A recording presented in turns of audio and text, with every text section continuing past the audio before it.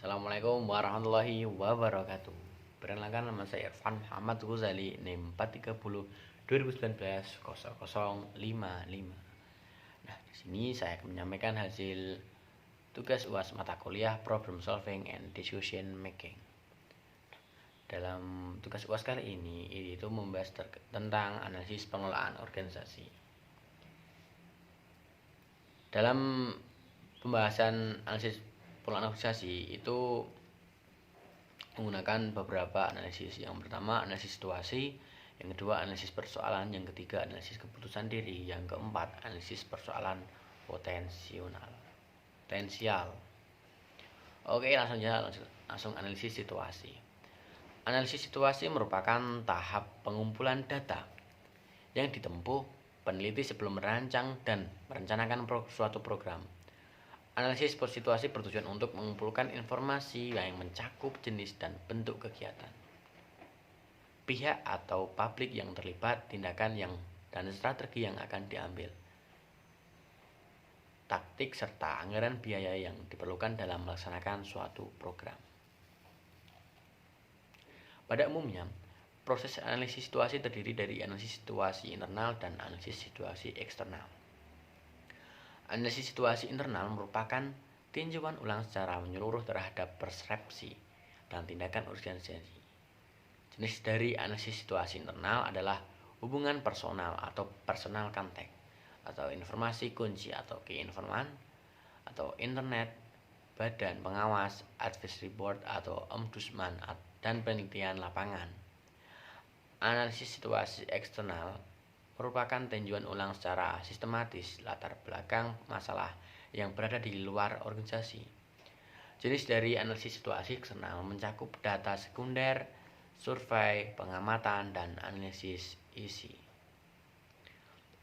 Analisis persoalan.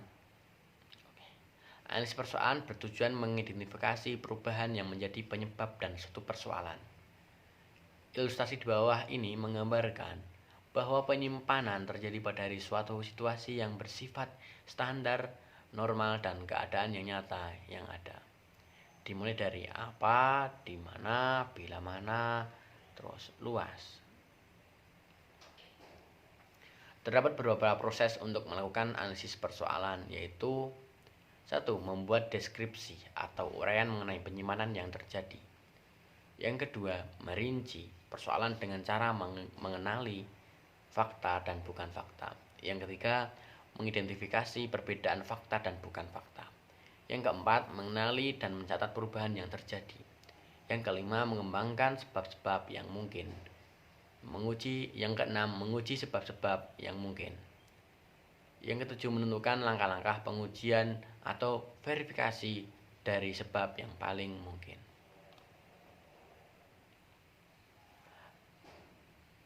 Lanjut, analisis potensi diri. Pengertian potensi diri adalah kemampuan yang dimiliki setiap individu yang mempunyai kemungkinan untuk dikembangkan dalam berprestasi. Secara umum, potensi diri yang ada pada setiap manusia dapat dibagi menjadi 5 macam. Apa itu? Yang pertama, potensi fisik. Yang kedua, potensi mental. Yang ketiga, potensi sosial emosional. Yang keempat, potensi mental spiritual. Yang kelima, potensi daya juang. Dalam analisis potensi diri, yakni di beberapa organisasi ketika mengadakan raker atau kongres atau pergantian pengurus, dalam memilih suatu kandidat, salah satunya menggunakan analisis SWOT, yaitu apa sih yang dimaksud dengan analisis SWOT? Yaitu merupakan suatu teknik perencanaan strategi yang bermanfaat untuk mengevaluasi kekuatan atau strength, dan kelemahan atau weakness, atau peluang atau opportunities, dan ancaman atau threats dalam suatu proyek. Di sini juga akan dibahas mengenai contoh analisis SWOT untuk perusahaan atau organisasi. Nah, biasanya di organisasi itu melakukan kayak dalam pergantian pengurus, ketika dirasa memulai beberapa tahap, mungkin dimulai dari pemungutan suara atau kayak musyawarah gitu, pasti akan digunakan analisis SWOT. Biasanya analisis SWOT digunakan ketika dalam memilih suatu ketua itu dilakukan di saat musyawarah atau dibahas di forum gitu. Oke, lanjut. Analisis persoalan potensional.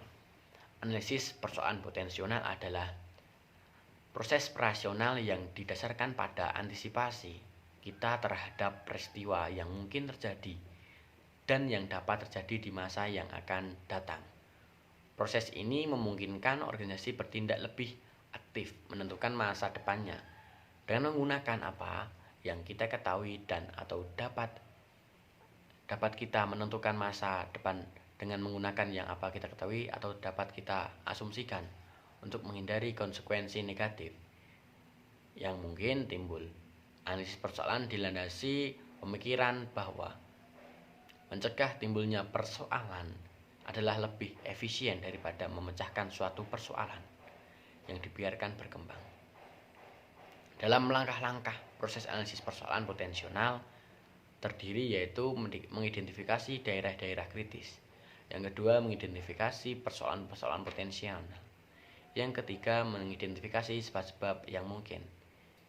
Yang keempat, mengidentifikasi tindakan-tindakan penanggulangan. Oke, cukup itu saja yang bisa saya sampaikan. Kurang lebihnya mohon maaf. Akhirul kalam, wallahu muwaffiq ila aqwamit thoriq. Wassalamualaikum warahmatullahi wabarakatuh.